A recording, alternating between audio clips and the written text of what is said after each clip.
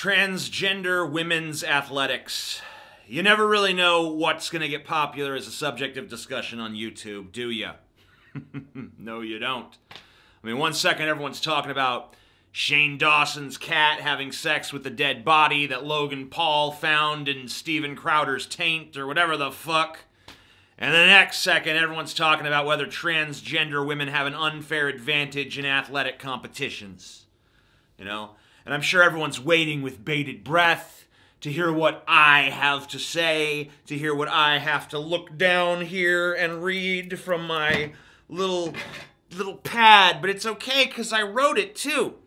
You see? So it's not like it's inauthentic because I wrote the fucking words. So whatever. Fuck you. And also there's stuff like this, which is totally improv. So it still has that spontaneity, don't it? Okay.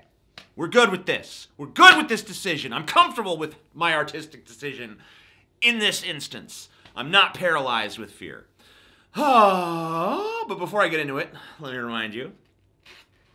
Salesman coming out now. Buy the Douchebag Bible. I wrote it. It's good. Here's a taste. I don't have to give you a full history lesson. Wow, that's true. I don't. You should check this out. There's some insights. No history lessons here. Maybe some, I don't know. Let's read another excerpt. Those in power despise with infinite vitriol the Bill Wattersons of the world because the ethic that he exhibits is not conducive to their vision of a utopia wherein everything and everyone is for sale, where art is nothing more than a product to be cynically peddled to the masses for a little capital gain. Well, I need my capital gain too, so buy the fucking Douchebag Bible. I can't be a Bill Watterson. I have to be somebody who's striving for more. More. Isn't it enough to create art? Hell no, I need money. So buy the Douchebag Bible. Oh, and you could buy $25 copies on Amazon. You could buy $50 copies on some other website that's down there. It's linked, you know, and what's the difference? Well, in the $50 one, I sign it, I write your name, I write my name, I draw you a little picture. That's how it goes. Thank you kindly. Okay, so now let's get to the topic at hand. Transgender women's athletics. But first, here's a potentially pointless reminiscence. Not even potentially. I wrote potentially, not potentially, just is pointless. Reminiscence about the good old days of YouTube, you know? Because I'm officially old enough to, like, pepper every story or opinion with a fond and wistful remembrance of how things once were and how they ought to be again, goddammit. You know, so put on your hiking boots, because we're going on a fucking ramble now.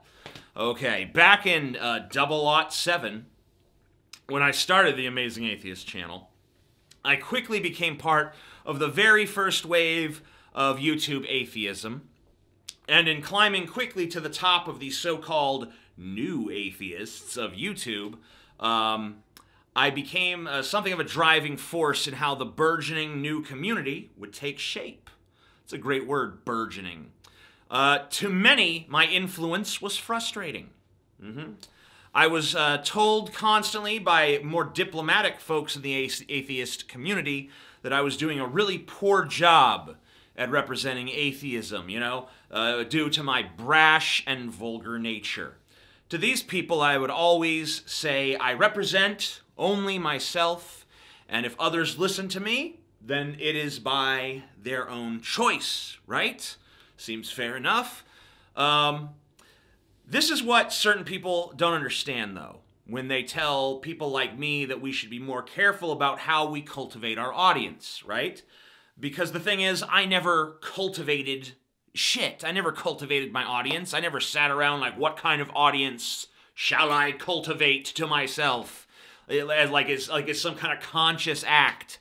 You know, I appear on camera, I say what I want to say, and then people listen or they don't listen, and then the people who do listen decide whether they like what I had to say or they don't like what I had to say, and that's how the fuck it works. There was no cultivation involved. There was just, here's my stupid bullshit, and some people going, Oh, yeah, that's good stupid bullshit. Or going like, nah, I don't like that stupid bullshit. I like this guy's stupid bullshit over here. All right, so that's how it works. Glad we cleared that up. Now, if some people that listen to me are assholes, I have a good guess as to why that is. I think it's probably because I'm an asshole, right? And no matter how much you wish that I wasn't an asshole, which for some reason there's people out there that sit around like, geez, I wish TJ wasn't an asshole. Well, I am. I always have been. I hopefully always will be until the day that I die. And then I will rot or whatever the hell I'll do. And if you think, by the way, that deep down inside maybe I'm not an asshole, you're wrong. I am. So when I started on YouTube, it was a place where you turned on a camera and you just said whatever you thought, right? And there wasn't a lot of artifice or guile in those days. There wasn't like, oh, here's my iPad with my script written on it so I don't say a single word wrong. You know, there was really no one cared about entertainment value even. No one was like, oh, it's got to be so good for the audience. It was all about the ego of the person making the video. There was no thought given to the fucking audience. The audience was an afterthought. The audience is like, people are listening, that's good. I guess that's fine. Sure, let them listen. Good, awesome. I guess that's what I'm here for, right? So the people listen to my bullshit.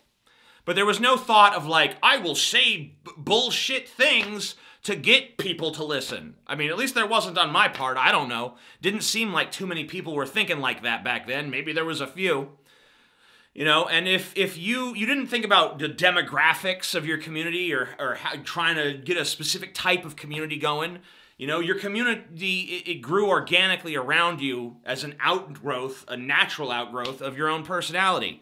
You know, no one gave any thought to the larger implications of their words or their ideas because it didn't really seem like there were any larger implications to your words or ideas. I don't think there was at that time. Maybe there was, and we just didn't know it, but didn't seem like it. So as the platform evolved, I frequently find myself, you know, holding on desperately to that YouTube, the 2007, 2008, 2009, that old YouTube, that long dead YouTube, you know, where censorship only very rarely reared its ugly head.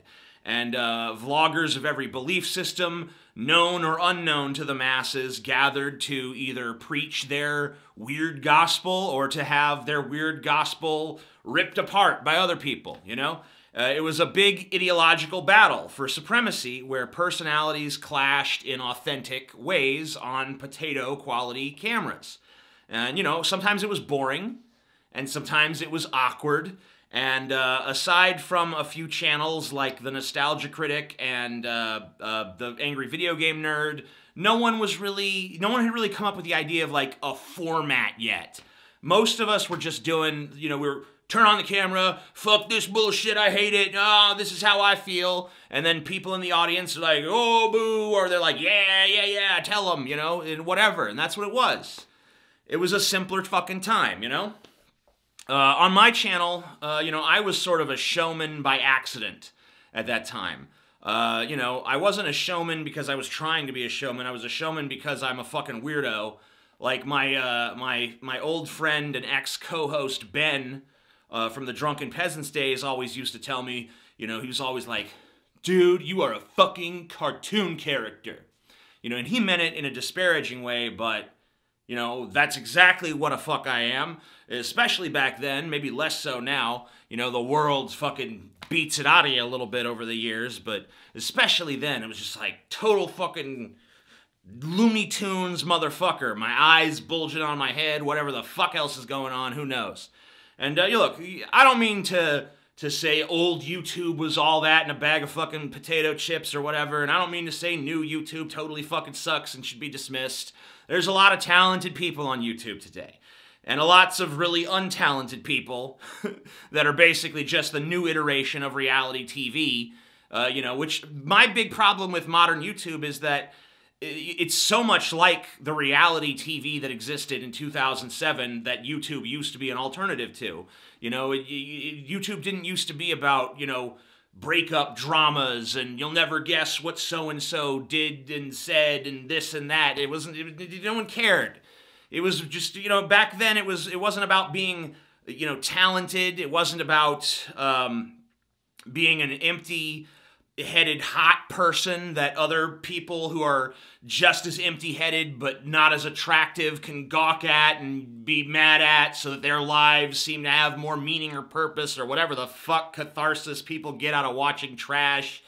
You know, the YouTube of 2007 was a place for fucking garden variety weirdos who never had a voice in society before to finally have one. You know, whether that meant crazy fundamentalist Christians who were like, you know, oh, Jesus, praise Jesus, oh, he's so wonderful, and I turned my life to Jesus, and now I feel so wonderful, and Jesus is great, and Jesus, Jesus, Jesus. Or if it's just fat atheist fucks like me showing up and being like, yo, fuck Jesus, bitch, what now, you know? And it was fun, man. I think we all had just a little bit of fun, man. And it's not, you know, I used to fucking call the God of the Christians racial epithets you couldn't even get away with anymore on YouTube, you know? It was around 2011, whatever you want to say, that things really began to change, you know, from my vantage point. The conflict between different factions of the atheist community came sharply into focus with two basic events. The first of which was Elevator Gate. That incident was a Rorschach test that began to split the community in two, and I'll let 2011 TJ explain. Recently, a great example of sexual repression by religion has come to my attention. There was a religious girl, she was attending a conference, and she got into an elevator with an acquaintance of hers, and this acquaintance basically said to her, hey, you want to come back to my room, get a cup of coffee? And, you know, of course, most people in this situation would just be like, no thanks, and then they go their separate way. But she decided that because of her religious programming, it was appropriate to lambast this guy publicly in a video as a degenerate pervert. Now, you might be wondering what religion this girl belongs to. Well, she happens to be a member of the Church of Radical Atheist Feminism. The response was really fascinating. The response at the conference itself was wonderful. There were a ton of great feminists there, male and female, and also just open-minded people who had maybe never really considered the way that women are treated in this community. Yeah, that's a good one, ain't it? It's got an interesting dogma that says that men are slime no matter what they do, unless they're basically behaving like castrated asexual imps that just kind of, yeah, ooh, the pretty lady, she talking, and that's all I need to know. The girl's name is Rebecca Watson, and it's quite fortunate that her last name is Watson because it really draws attention to the fact that she is no Sherlock Holmes. So wow, you guys really think that dude's better than me, huh? Fuck. Even after Elevator Gate brought the divisions that existed within the community front and center, the fracture didn't quite happen then. It took another seemingly trivial event to irreparably shatter the atheist community, on YouTube anyway, forever. It was about 1 year after Elevator Gate in the summer of 2012 when Thunderfoot, who is the most scientifically thorough of the first wave YouTube atheists, was given a blog on P.Z. Myers and Ed Brayton's Free Thought Blogs, a hugely popular and influential website for the online atheist community at the time. Now, many of us in the YouTube portion of the online atheist community were interested to see what Thunderfoot would do with this new platform, and we were excited because it felt like one of our own was finally being recognized, you know, by the people who did stuff like organize these big atheist events and who had tenure at prestigious universities. And the YouTube atheists, we had the views. But the academic atheists had all the infrastructure, they had all the resources, they had all the connections, they had all the money. Essentially, we were the popular but pedestrian version of atheism, of new atheism anyway, and they were the more respected elitist version of new atheism. So to paraphrase Jim Morrison a little bit, they had the guns, but we had the numbers. And we thought we were going to win, we thought we were going to take over, but in retrospect, we really didn't. So letting Thunderfoot onto Free Thought Blogs seemed to many of us to be the big, grand gesture that said, hey, you know, this is all one community and we all have a voice here. But we thought it was going to bring the community together. I thought that anyway. I think there was an inherent sense in the air of like, this is going to bridge the gap between the elitist atheists who are on the convention circuits and the YouTube atheists who are kind of like, you know, lonely, scared shut-ins that are just like, I hate God. Oh, shit, what's that? You know? So I was going to break down that barrier of elitism a little bit that separated folks like me who are, you know, I'm a high school dropout who smokes weed and talks edgy shit online, separating me from, like, PZ Myers, who is a pompous turd who also talks a lot of shit online, but does it in a more sophisticated way that plays a little better at your, you know, your fancy soirees or whatever the fuck horse shit that pretentious cocksucker attends. So Thunderfoot was a natural choice because he was kind of in the middle of those two worlds, you know. He spoke the lingo of the everyman, but he's not an everyman. He's a scientist with a PhD in chemistry, but, you know, it doesn't matter. His sensibilities seemed very like Joe Blow. So, despite his intellect and, you know, achievements and his PhD and all that. So he seemed like the natural choice to be the one to bridge the gap. But unfortunately, Thunderfoot was kicked off of Free Thought blogs almost immediately. And why was that? Well, it was because maybe he thought a little too freely, you know? Thunderfoot made comments that PZ Myers and his ilk found to be, like, heterodox, not within the established conduct of how someone is supposed to be on Free Thought blogs, you know? And everyone, of course, at the time pointed out the irony. How the fuck are you going to call it Free Thought blogs if people have to think along this very regimented line of thought, or else they got to hit the road? But, so Thunderfoot was made an example of. He was crucified in the public square for his sins against the religion of atheist feminism, because, of course, that's what the division was. Thunderfoot used his platform on Free Thought blogs to criticize feminism, and the people on Free Thought blogs are like, hell no. This is not a platform where anyone is allowed to be critical of feminism. He's got to go. Which, you know, maybe they should have watched a video or two of his before they decided to let him on their site. I don't know. So a year earlier, a year before Thunderfoot's problems with Free Thought blogs, I had made a video entitled, "It's Only Sexist When Men Do It," which was basically the first bit of popular anti-SJW content on the YouTube platform as far as I know. So that the anti-SJW thing was already born. It had been born from my disgusting fucking YouTube man vagina. And so this riff was already existent in the community. There was this SJW versus anti-SJW thing, you know, nascently forming, and, you know, people kind of at odds with each other. And it took this big event with, you know, Elevator Gate had kind of started it off, and then the split was super finalized once Thunderfoot was kicked off of Free Thought blogs. Then it was just like PZ Myers was on a tear, just saying like all these YouTube atheists are fucking morons, and of course we were saying the same about him. You know, he's a fat cuck, he's a piece of shit, whatever the fuck we were saying. So it was that point the community totally bisected into two communities, which were the like woke feminist social justice faction of atheism that went by the name Atheism Plus for a little while. Very short-lived, that name. I used to call it Atheism Plus Dogma, you know, because that's what it seemed like to me.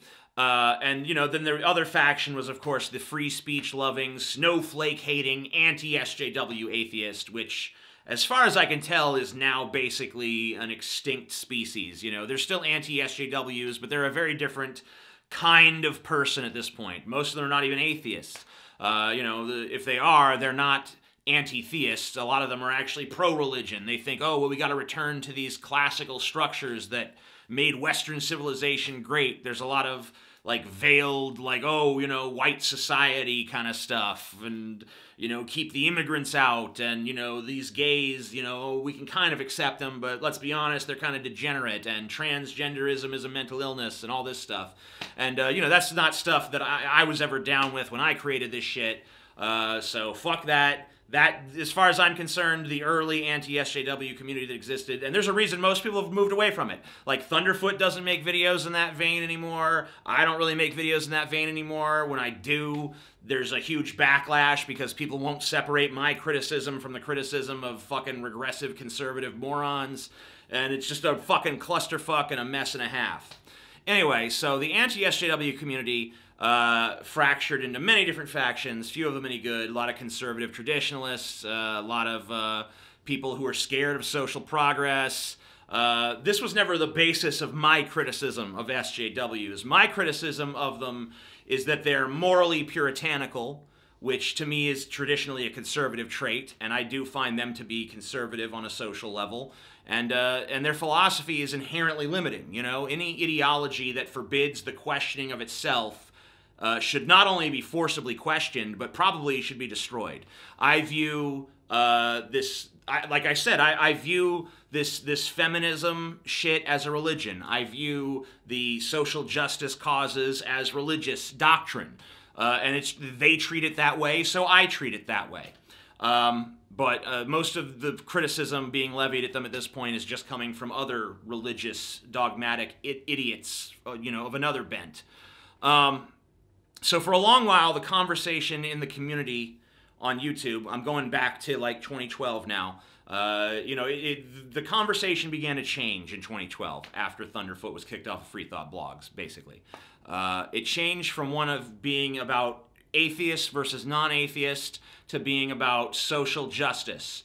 And obviously the culture at large has also been engaged in these conversations. You know, the conflict between traditionalist sort of thinking and woke new thinking, you know, that's now manifest across a whole bunch of issues that almost everyone is aware of, thanks to, you know, movements like Black Lives Matter and Me Too, and calls for diversity and inclusion and casting more minorities in movies and creating more of a taboo around making insensitive jokes about marginalized people and blah, blah, blah, blah, blah. And, you know, at every step, the SJWs have pretty much won. You know, whatever resistance people like me have put up has always just been kind of, for a second, it seems like the momentum's on our side, but then reality, we crash against the shore of reality where, you know, the media is on their side, most of politics is on their side, you know, and you know, so it's just bleh, bleh, nothing. You know, hey, what about free speech? Fuck you, free speech pussy, get out of here. You know, they don't say pussy because that's offensive, but you know, it basically amounts to that. So for a long time after the schism in 2012 divided the atheist community, I thought that the atheist community on YouTube was simply kind of, you know, dead. Like, I thought it was over, you know, like, okay, we had our little talk about atheism and religion, and now, you know, we've started a new era where we're going to talk about social justice versus quit being a bunch of crybabies. And then that era came to an end, and I don't know what the hell I've been doing since, but I thought the atheist community was dead. That's the point. You know, most of us YouTube first-wave atheists had either vanished from the platform or started talking about other things, but about a year ago, I became aware of a new wave of YouTube atheists, you know, that I'm not even sure if they share a direct ideological lineage with the stuff that happened between, you know, 2007 and 2012. You know, I'm speculating there. I don't know what this new crop knows, but it doesn't really matter. The first voice that I heard in this new iteration of YouTube atheist community was the guy called Rationality Rules. And my first impression of him was that he knows how to do like a decent thumbnail, he has good instinct for exactly how long a video should be, which apparently I no longer have, going to 25 minutes and still haven't even gotten on the fucking subject of trans athletes, but I'm getting there, I fucking promise you. There's clearly a lot of effort put into Rationality Rules content, as well as, I think, a degree of intellectual rigor. And as a result, he crafts some pretty damn watchable videos, and I'd recommend his channel to pretty much anybody. So in this new atheist community, there's also folks like Mr. Atheist, Cosmic Skeptic, Rachel Oates, Telltale, Genetically Modified Skeptic, Holly Kool-Aid, Essence of Thought, and a bunch of others. This is a new wave of YouTube atheists that seem less personality-driven, I think, than than the first wave, and much more focused on like the dry recitation of facts and arguments. Many of them, including Rationality Rules, are in a genre of videos I like to call the "here's a chart, ain't I smart" style of content. It also seems like there's less of an inherent split in the community, as most members of this second wave are down with social justice, you know? But not to a ludicrous degree. It's not like they've totally, like, they haven't gone full Anita Sarkeesian for the most part. The main exception of that is Essence of Thought, who is very much your stereotypical SJW moron, inflicted with all of that smug, intolerant, self-righteous, I am woke, so I am better than all other people kind of mentality that you only see in the SJW community. Rationality Rules and Essence of Thought have been feuding as of late over the issue, and here's where we get to the fucking point of the video, of transgender athletes competing in sports, with Rationality Rules saying that we need to examine whether trans women have an advantage in athletics over cis women. A trans woman, after all, is likely to have had, like a history of elevated testosterone that, is going to influence how their body develops, like giving them greater bone density, larger frames, greater height, larger hearts, whole slew of physiological differences to cisgender female athletes. The concern is that this may give trans women an unfair advantage in athletic competition. And that's where all the arguing back and forth stems from. Now, Essence of Thought has countered what I just outlined for you by saying that Rationality Rules is a transphobe and claiming that his audience are a bunch of homophobes, and by viciously attacking anyone who takes Rationality Rules' side. And, Essence of Thought generally has conducted himself like an unreasonable douchebag. And I say himself, he's non-binary, so I guess I should say themself. I heard other people calling her herself. I guess I'll stick with them pronouns, because that'll probably just be the easiest. So from this point on, they, their pronouns, because, and yes, I do want a freaking medal for that. Yeah, I do. So please send it on fucking over. So even when Rationality Rules admitted that he had been wrong about some of his initial claims about trans athletes, and he gave Essence of Thought, props for calling out these points, Essence of Thought was still not satisfied. Anything short of complete assent to their opinion is viewed by them as transphobic bigotry. So let me just recap this for you so we make sure everyone understands. Rationality Rules made a video saying, hey, I think that trans women might have some advantages in athletic competition. Essence of Thought says you're a transphobe for even suggesting that, and pointed out some stuff, and then Rationality Rules says, okay, some of the stuff you pointed out to me actually is valid, and I take back some of the stuff I said in my original video, but here's some other stuff that I still think has merit. So that's what's happened so far. But here's what bothers me about this entire fucking trans athletic debate, and it's something that I'm afraid just can't be gotten around. If you accept that trans women are women, then you have no argument for excluding them from sports. Sorry. You just don't. Yeah, that's right. I'm kind of taking Essence of Thought's side on this one. I'm surprised too. As much as I prefer Rationality Rules as a content creator, and probably as a person over Essence of Thought, he's taken up a position here that I see as fundamentally untenable. If you say that trans women are not real women, then you can make an argument for excluding them on that basis.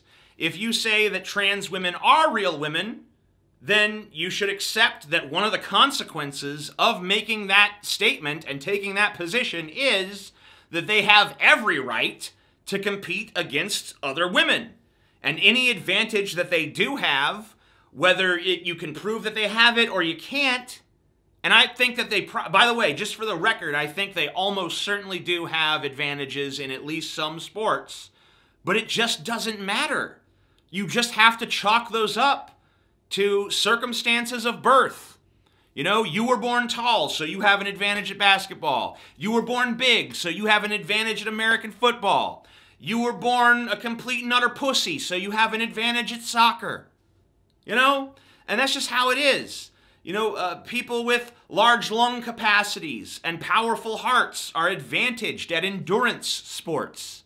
And if you're born transgender, then, that means I'm born in male body or I'm born in female body. And, I want to be born in male body, want to be female body. Born in female body, want to be male body.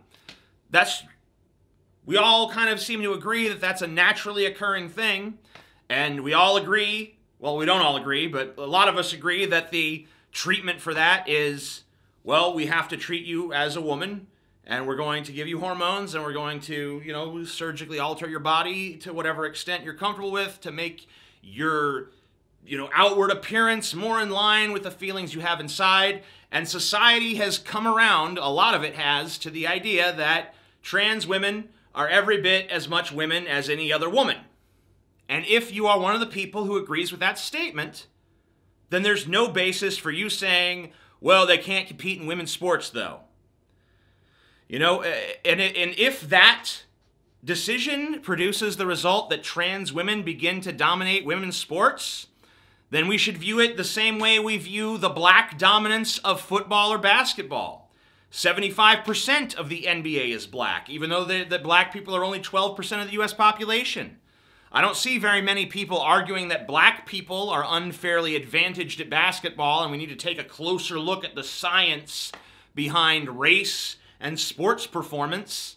Of course, some people actually have debated race in sports. Many of them claim that the reason for black dominance in sports like football and basketball is purely cultural, while others, like journalist and author Malcolm Gladwell, have written that there is a point at which it becomes foolish to deny the fact of black athletic prowess, and even more foolish to banish speculation on the topic. He cites as supporting evidence the greater average bone mass of African Americans, as well as their slightly higher levels of circulating testosterone, their generally slimmer hips, wider shoulders, longer legs, etc. But whether black people dominate popular American sports because of their physiology or because of their culture, almost no one would advocate that they be barred from those sports or that separate leagues be created strictly for black competitors. It sends the message to all black people that they are being judged on a separate criteria from everyone else, solely on the basis of their skin color. So if you accept, once again, that trans women are women, then you have nowhere to stand with this argument about their advantage over other women. Whether such an advantage exists or not is completely fucking irrelevant. To say that trans women are women, but then attempt to hold them to a different standard than other women, is ultimately to send the message to them that you're basically just paying lip service to their gender identity. That, you're only willing to recognize their gender identity, in so much as it doesn't affect things you like sports. So essentially, you're patronizing them, is what it really boils down to. Because telling a trans woman that you recognize her as a woman, that's easy to do. It's just words. Yeah, you're a real woman. Sure, of course. But actually accepting the consequences of that declaration, maybe sometimes that's a little harder, So here's rationality rules. So let's begin by delving into my mistakes. As said within my previous video, I personally believe that my most impactful blunders were not actually my intellectual mistakes, which I'll cover shortly, but rather my tone, narrative, and sheer lack of sensitivity.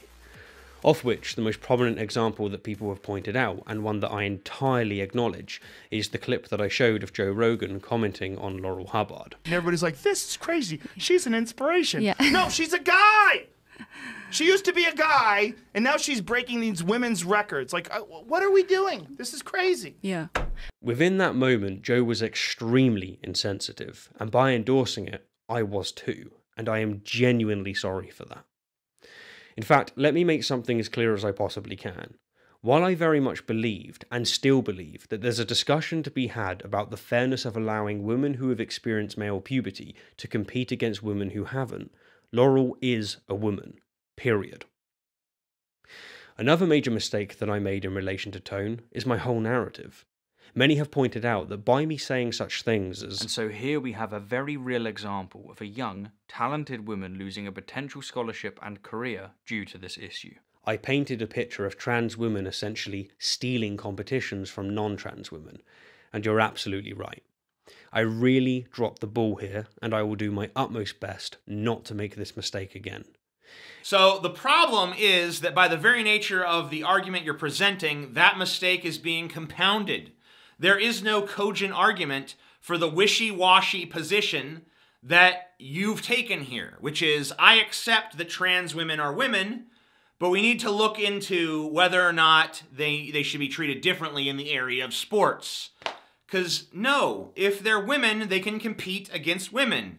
If they have advantages, those advantages should be treated as the same as any other advantages that one individual inherently possesses over another. Isn't that the purpose of competition? Competition isn't truly fair.